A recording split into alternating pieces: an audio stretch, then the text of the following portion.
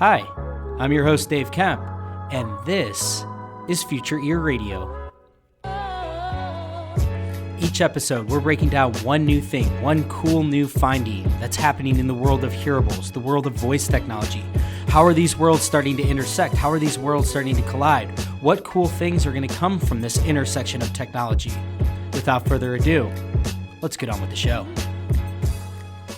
Hey there, everybody, and welcome to another episode of the Future Ear Radio podcast. A quick note on this episode. I recorded this conversation with Andy Bellavia and Carl Thomas at the end of February this year, right as the pandemic was kind of hitting the U.S., and not long after, I actually shut my podcast down for about a month as the dust settled with the coronavirus. And when I picked things back up, I had every intention to release this episode, and really just things kept happening, more and more relevant things that were timely, and this got put on the back burner. And here I am today releasing this conversation, and I really am glad that I am doing this because listening back to this, I realize it's just a really, really great conversation that I hope you'll enjoy, as I think Carl and Andy both make some really insightful points.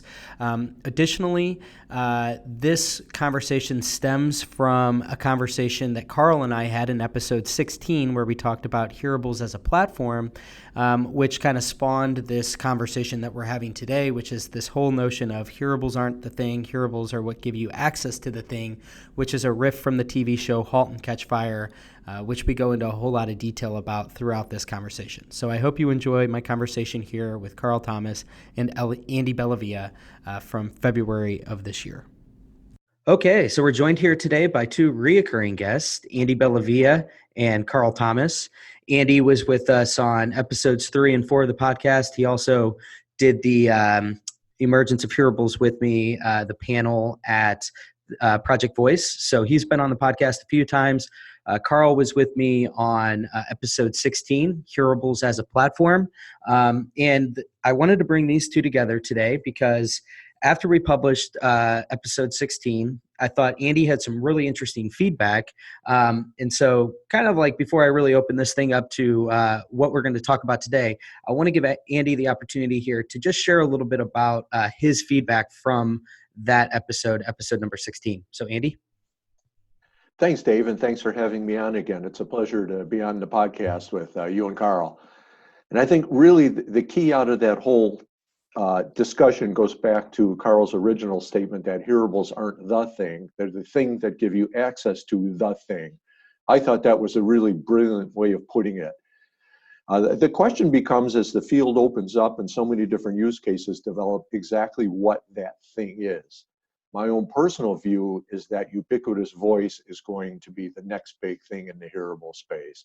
And a lot of that earlier conversation was wrapped around that. I think what's holding it back right now is that there aren't so many hearable specific voice experiences available, but I think that's only a matter of time considering how popular hearables are becoming today, led by AirPods Pro and a whole lot of others in the wings. Yeah, no, I completely agree with you, Andy. And so that sort of leads us to this discussion, which we're going to have today, which is each one of us is going to go one by one and share sort of like what we envision for what that implies, right? This notion, going back to the analogy that Carl used, coming from the TV show *Halt and Catch Fire*, in which the TV character Joe McMillan, this show, it's sort of set at the dawn of the internet, and he says, computers aren't the thing, computers are the thing that gets you access to the thing.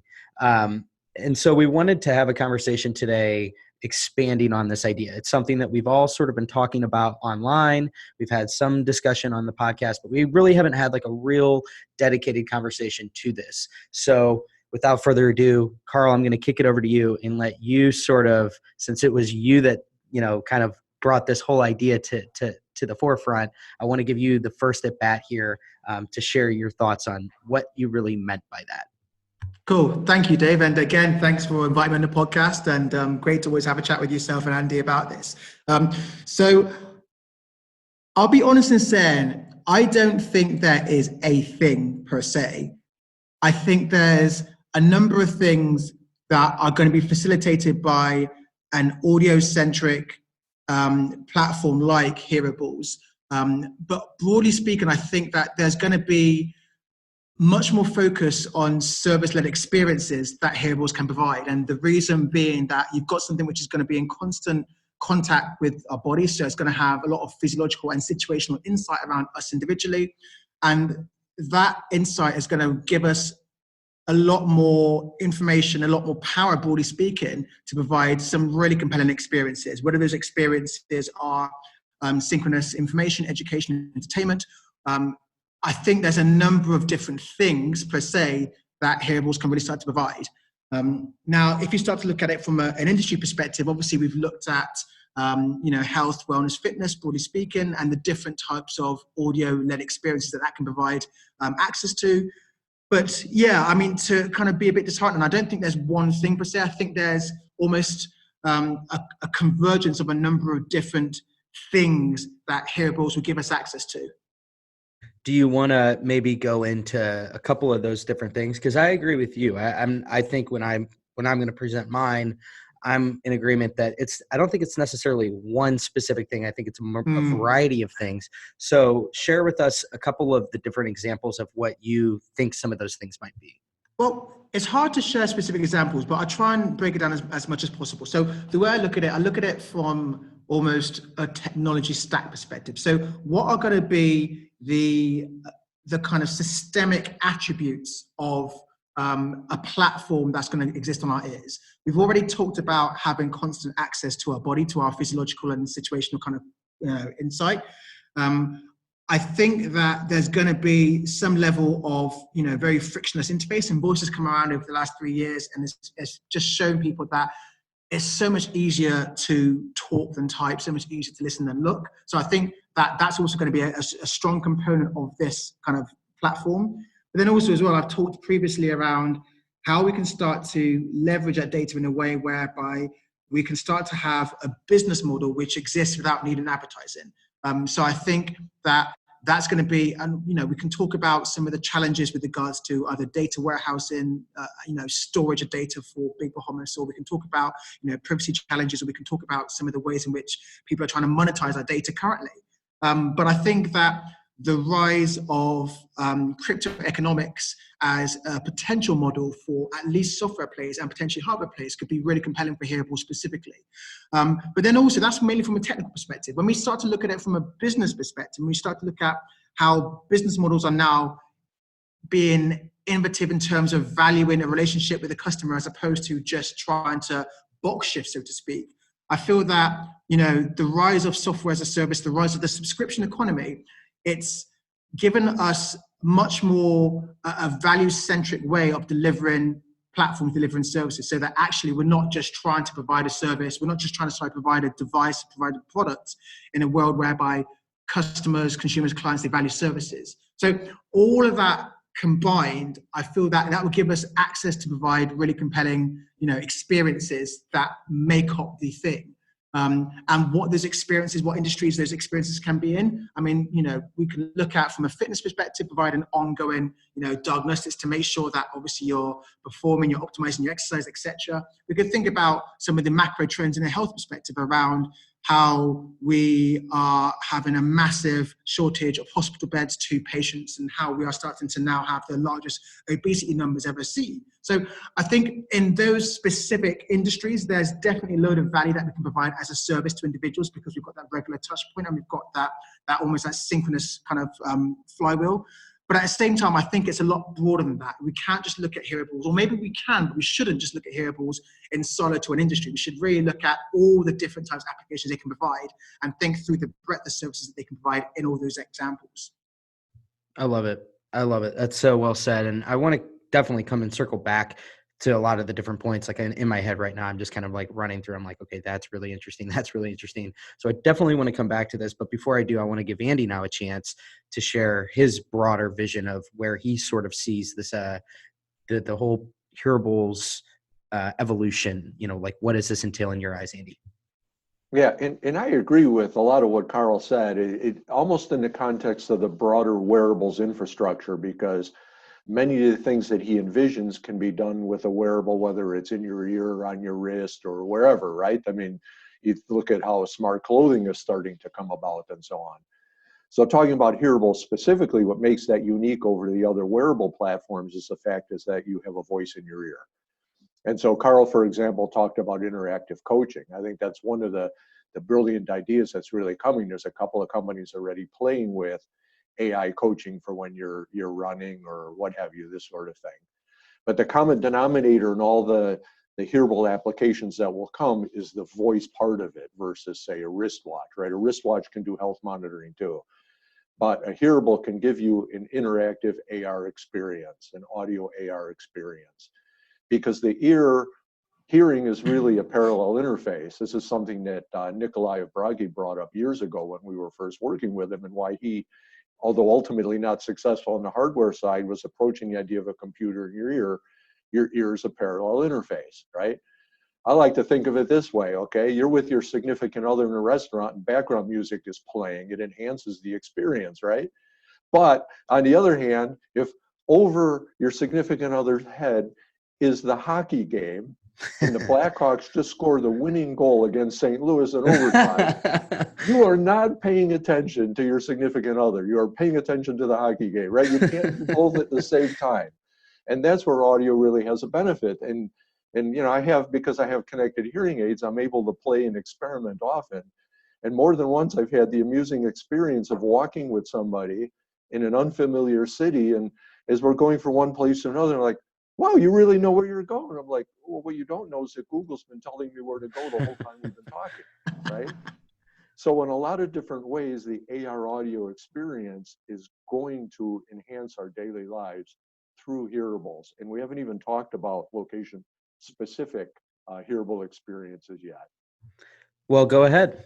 Be our guest. Before you jump in, I mean, I wanted to kind of, if it's okay, just go right ahead. You said.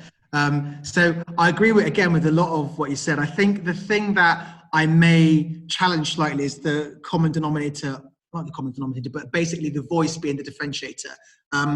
I do like the aspect of voice constantly being in our ear, so to speak, or, you know, having the ability to have some form of, vocal assistant in our ear. But I think I used to talk about a concept known as audio as a service quite a lot, because voice is just one component of an audio ecosystem whereby we can start to get so much value from audio, broadly speaking. And, you know, I know you've written about this, Dave, in terms of their oral attention economy, and, you know, some really prescient insights in those posts. I just think that away from voice, the real compelling differentiator that headphones, hearables, hearing aids, broadly speaking, have is the focus on audio.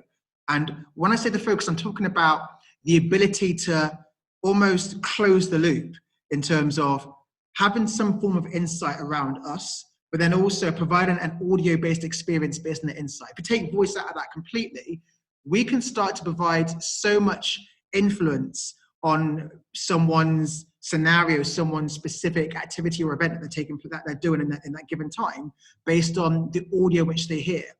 So, for example, if they are in the gym, then they can start to use music which is specifically heightened, specifically chosen to heighten that experience of being in the gym.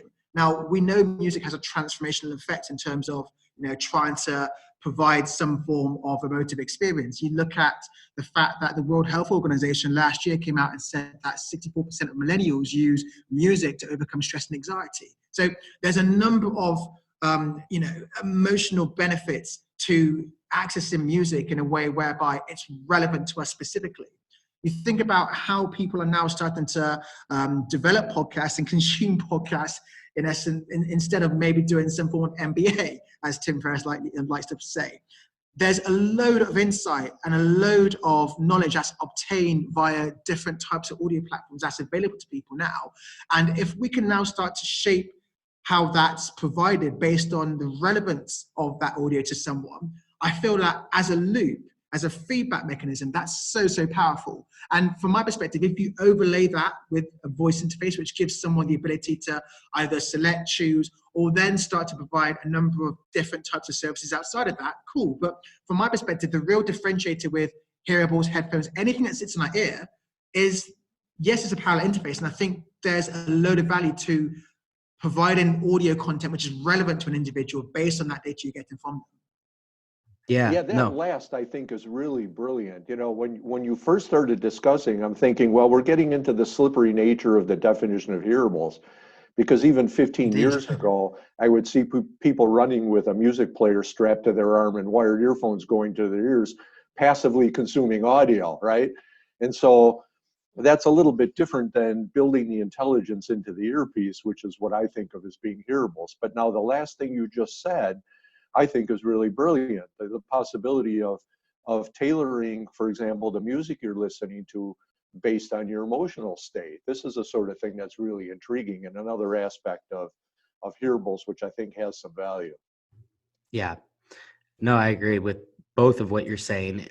So let me give my perspective here, because it's funny. When I first started blogging, it's not as if like my overall thesis has changed a whole lot. It's become more refined over time. And so I have a couple presentations that I'm going to be giving here soon. And so this has been really top of mind because I've been trying to really flesh out what exactly it is that I'm trying to communicate here. And I think what it all boils down to is that I've really identified three major things that I kind of see hearables serving as a conduit to. The first one is the audio internet.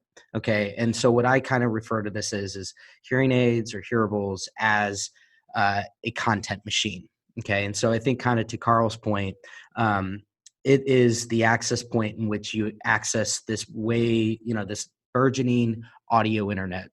I think like the way in which we're seeing media sort of gravitate toward this new interface and this new modality, I think is representative of just kind of like the broader shift that it's the Daniel Ek thing that I constantly talk about. Are our eyes really worth 10 times more than our ears? I think that people are realizing that our eyes are oversaturated, and therefore there's another avenue that we can consume content, and that's orally, right? And so I think that that's one piece of it, is the whole audio interfacing of this without any voice assistant, just the access point into this broad world of content. The next point is the data collection piece, right? A hearing aid or a hearable as a data collector, as I call it. I think there's two types of data. There are the physiological biometric data that is going to be just more robust in time as more types of sensors and more sensors become embedded in these different devices.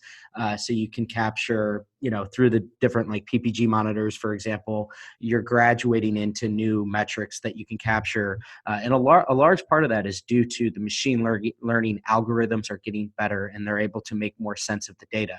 The other type of data is all of the emotional data. I know Carl has some thoughts on this too, but it's, this idea that there's going to be different types of emotional data, whether it be your well-being, your mental state, that can be captured through a combination of the way in which you communicate with your headphones and also the way in which your consumption habits are working. And then the last piece is sort of the connective tissue of it all, is the way I think of it, which is the voice interface. And, I just listened to Nick Meyer's podcast, the Artificial Podcast, where he interviewed Brett Kinsella. And Brett said something that really caught my attention, which is that he said that the big revolution here, it's not as much like voice technology, because voice technology has been around for a while. It really is the voice assistant.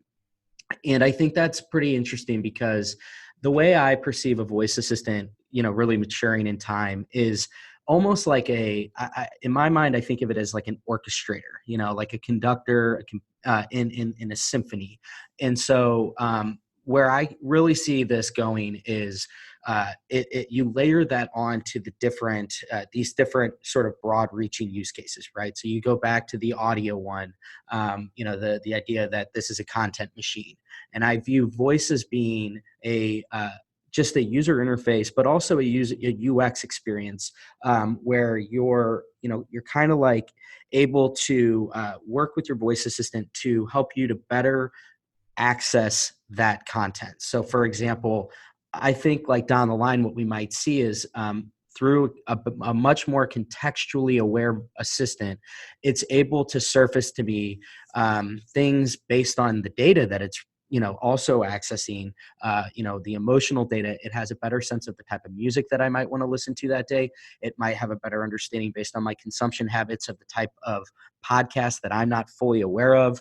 The micro audio that's available. I might say, hey, voice assistant, hey, Siri, whoever, I want to listen to 10 minutes of podcasts at, 1 minute clip each around, around like the coronavirus. And, so it understands the different sources that I prefer. So it's more intelligently feeding me that information. I think the same thing goes with the data as well. So you take that data and you create this intelligent layer on top of it, because I think it's one thing to be capturing all this different type of data, but I think where you really take it to the next level is having this proactive assistant constantly giving you insight into what the data is, what's being found in the data. So it can be, basically wearing the hat of a nurse, hey, there are worrisome findings in your data. We might need to get you into the doctor because the benchmarks that it's established, it's noticing deviations from it. It could be a nutritionist, right? Like I'm basically communicating with it all the different things that I'm eating, and it's, advising me based on the goals that I've set, like, hey, maybe you shouldn't eat that type of thing. So that's kind of the way that I look at this, is that I think you're both right. I think that voices that, particularly the voice assistant, I think is the intelligent layer that helps you to more easily access the audio internet and more intelligently access all of the, insight that's being gleaned from the data that it's capturing. Really succinctly put. And wholeheartedly agree. Yeah. Andy? Yeah, and I think, we mentioned it briefly earlier, but the ability to do location-specific voice experiences dovetails into what you're talking about as well. So I'm on a street, and it's 12:30. My assistant in the end with, more intelligence than, is really available today, but you can see it coming, might say, it's 12:30. Are you hungry? I am hungry. Yeah. Are there any good Mexican places near here? Why, yes, they're so-and-so, so far away. Would you like to hear some reviews? Yes, please. You hear a couple of reviews. Okay, take me there, And now I'm walking down the street and I'm like, hey, play some Bob Marley while I'm going there, and so I've got the whole experience going. Or I'm walking randomly and I stop in front of a restaurant and I say, can I have some reviews of the place, right? Because you can localize where a person is and then know where that person is and give a specific experience. There's work being done on the in-store experience. When I walk in a store, of course, I've opted in to be connected to their in-store experience. I might say, where are the tomatoes? Oh, the tomatoes are in aisle 3. By the way, if you're making a salad, cucumbers and lettuce are on offer. Go to aisle 2, this sort of thing. So that you can really have an interactive experience based on where you are at that moment, what time of day it is, and what you're doing. I think that's really an interesting aspect of the hearable voice assistant that's different than when you're at home in a fixed location. Yeah, no, I agree. And one thing I just want to say to this is, kind of to piggyback on it a little bit, the conversation I just had on the podcast with Pretty Mood Gill of Periphery, what's really interesting about that is I've personally had an evolution in my mindset of how I've thought about that. I thought initially when I first heard about that, like 4 or 5 years ago, I was like, smart earrings, like, yeah, maybe there's a niche market for that. But the more that time has gone on, and, to Andy's point, like this idea that from like the wireless standpoint, the wireless innovation that's happening, like Bluetooth LE audio, and this idea of being able to broadcast, I actually think that changes the equation in my mind completely, because now you're talking about, you wear these things, right? You're wearing smart earrings and you have, I envision it like you basically have enabled that you can be inbounded with different broadcast messages. And I think that kind of to your point, I'm like envisioning walking around a shopping mall and I'm like walking by a store and I'm getting some sort of message from that store. It's a promotional message. These are the deals that we have, and you can kind of like apply this to any type of retailer, any type of merchant out there, from a geolocation basis. And that in my eyes makes that so much more compelling as to like, Oh, okay. So that's a big reason why I would wear something like that is, I want to be able to sort of like invisibly and seamlessly access that type of insight. That's not super intrusive, but at the same time, it might be something that's really valuable to me. And that alone might be the main reason why I wear a device like that. See, Yeah, I that's a really envision interesting standpoint. Sorry. Oh, please. No, I was going to say, Andy, sorry, that's a really interesting standpoint, Dave, because bearing in mind we've had Bluetooth beacons, we've had Mhm. the ability to provide broadcast messages over Bluetooth for the best part of almost 15 years now. Mhm. I think there's a really fine line around what is intrusive and what's not. And also as well, even that fine line is subjective. So I think the thing that Hearables can bring to that situation is actually an understanding of what we believe actually is valuable to us from a messaging perspective, and how we can then start to provide a permissioned interface whereby retailers, services around us can then start to contact us based on that fact that we're in proximity, and also we've provided them with that agreement to be able to give us some access to their service or some discount. So I'm just conscious that a lot of people have talked about this utopia whereby we're walking through a shopping mall and we're getting loads of notifications based on some form of context. I'm just Yeah. we've gone through that in history previously. What's going to be the differentiator now? We're going to go through it again. Yeah. And I that's totally agree. It very much has to be an opt-in kind of experience, and people are very going to quickly be turned off on the whole idea if you're constantly bombarded with yeah. messages. But I Opt-in's can, the key. yeah, opt-in is the key. So, but imagine, I mean, here I'll give you an example. What I think would be really valuable is let's say I'm TripAdvisor and I get all the restaurants who are rated and part of TripAdvisor on this program where they have the Bluetooth broadcast beacons, and I opt in for the service where when I stop in front of a restaurant, I get a quick brief about it. If I'm walking by, I don't get one, so I'm not, hearing a message of every shop I walk by if I'm going, a kilometer from here to there. But if I stop in front of a place, I start to hear a little bit about the restaurant, right? It's Yeah. a sort of my choice because I've stopped, and also my choice because I've opted into the service in the first place. Yeah, for sure. And, I think that, Carl, to your point, like what's different now, so I'm going to bring this thing full circle. I think that this really only works in a scenario where you have a contextually aware voice assistant, because I think the voice assistant is actually the mediator for you. And what I mean by that is, imagine that the voice assistant has, a pretty good understanding of the types of things that you would be looking for, right? So, hey, you mentioned that you're in the need for new shoes. Adidas is 4 stores down on the left and they're running a special right now, or Foot Locker, like that. Again, we're not nearly there yet, but I kind of see that as being the real value of the assistant is that it actually is serving as an assistant.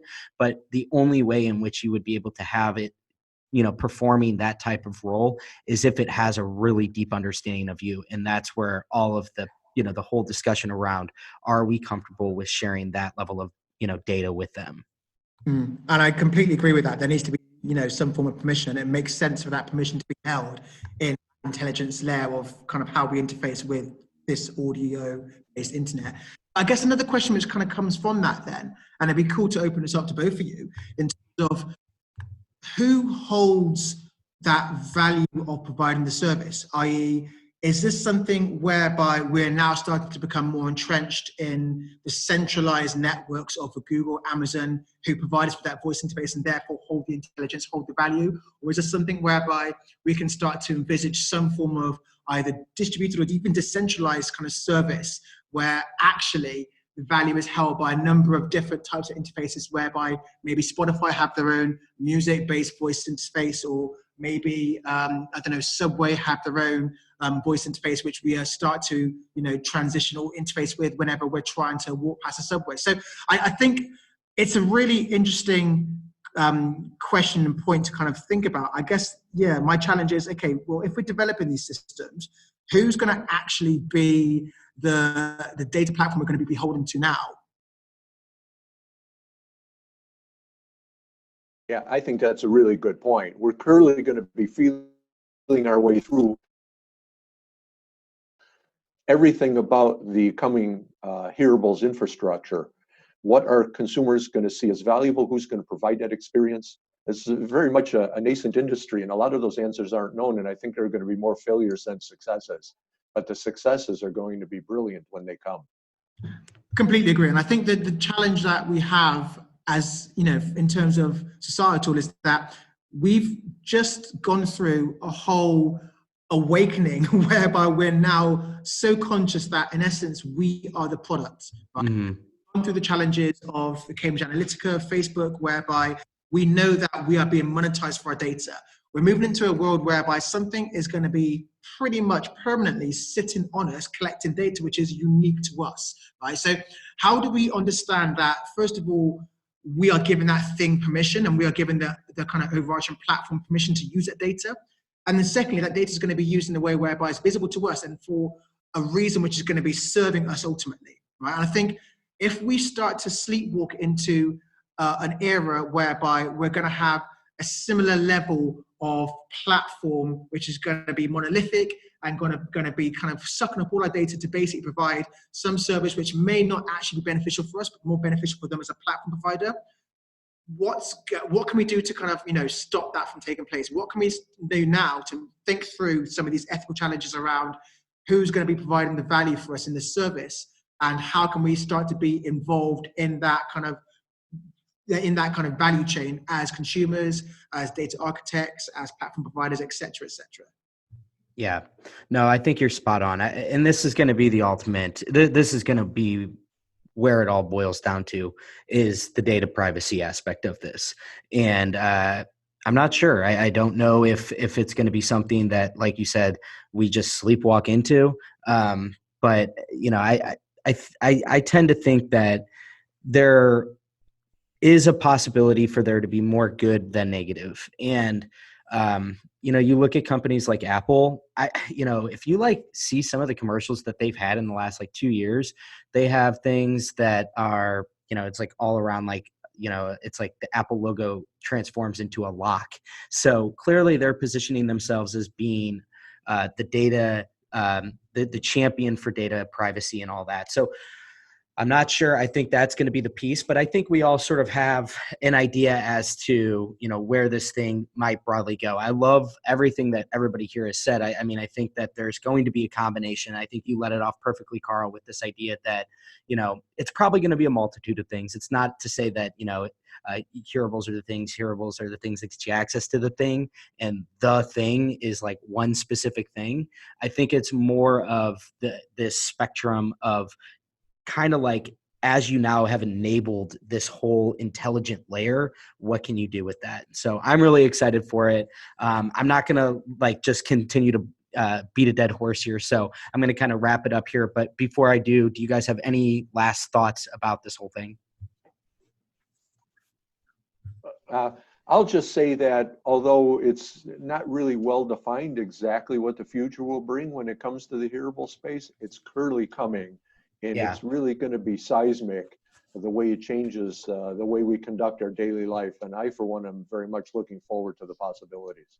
Yeah, you're kind of already on the forefront of where this is going, Andy, with the fact that you're already wearing an all-day voice-first device. So I always find keep vlogging. Please keep vlogging, even if it's in the pouring down rain, because I think it's fascinating to kind of see what this actually looks like. Carl, what about you? Any last things? Yeah, I think just to echo that, I'm incredibly excited, which is why I'm a bit evangelical about the prospect of stuff that's going to be on our ears permanently. At the same time, I try to caveat my natural enthusiasm with an element around, okay, look, how do we make sure that we are developing something which gives us some form of involvement in the value chain, of what's going to be the crucial part of that whole kind of system, i.e. the data. So naturally enthusiastic, naturally evangelical, but at the same time, it's just about preaching a bit of caution.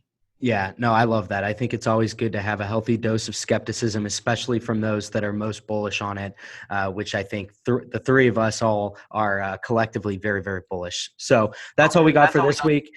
Thank you for everybody who tuned in, and we will chat with you next time. Cheers. Thank you, Dave. Thank you, Carl. David. Thanks, Andy. Thanks for tuning in today. I hope you enjoyed this episode of Future Ear Radio. For more content like this, just head over to futureear.co, where you can read all the articles that I've been writing these past few years on the worlds of voice technology and hearables and how the two are beginning to intersect. Thanks for tuning in, and I'll chat with you next time.